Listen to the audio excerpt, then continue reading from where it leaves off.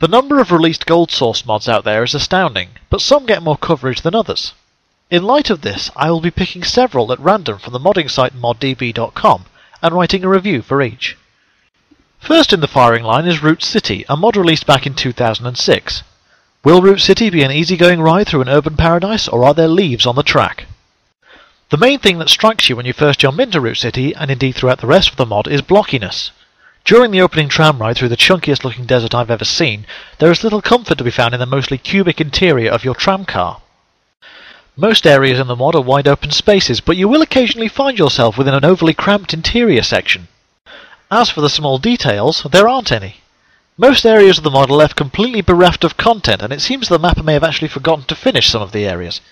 By 2006, many mods out there had already included city locations, and even Half-Life 2 had been released for a couple of years. Yet it seems the level designer for Root City has never researched, visited, or even looked at a picture of what a city actually looks like. Lighting and architecture go hand in hand. Good use of light can highlight the finer details in a map, and interesting and complex architecture can create attractive variations in shadows and such. Since Root City contains absolutely no form of interesting or complex geometry in its brushwork, the lighting suffers. Throughout the mod, the colours used range from almost full-bright exterior sections to large amounts of stomach-churningly yellow entity lighting when indoors.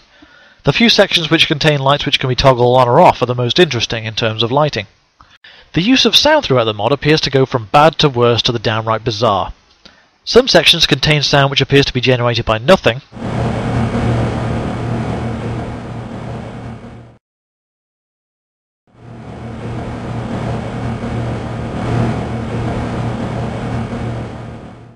while other sections which should contain large amounts of noise are deathly silent. Then there are other parts which makes you question why the mapper used a certain sound in the first place. What made them sit back and think, yes, that is what this should sound like? Texturing in the mod is fairly standard.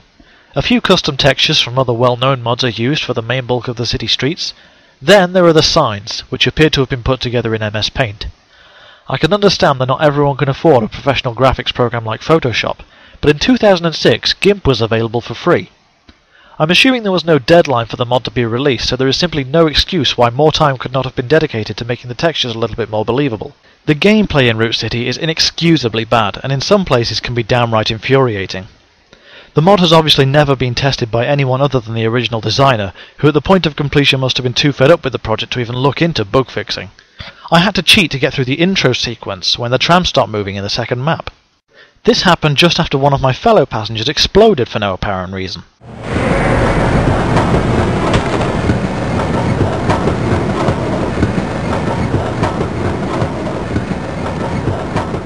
The action kicks off without warning, and there is no narrative at all to explain what you're meant to be doing. Several sentences are used from the original game which tell the player where to go, but most of the time the area or item mentioned simply does not exist and the player is left guessing. The final section of the mod sees you escorting a scientist from the end of the mod all the way back to the beginning to push a button. Then you can progress to a warehouse, which I believe is meant to be some kind of epic finale, which I simply ran past. Overall, Root City is a sorry excuse for a mod, and should only be played to see exactly how not to make a mod. Bad mapping, bland lighting, large rooms with no details, small rooms with no space, no sense of direction, no story, and above all, no fun. One scientist who appears in the mod can pretty much summarise how it feels to play this abomination.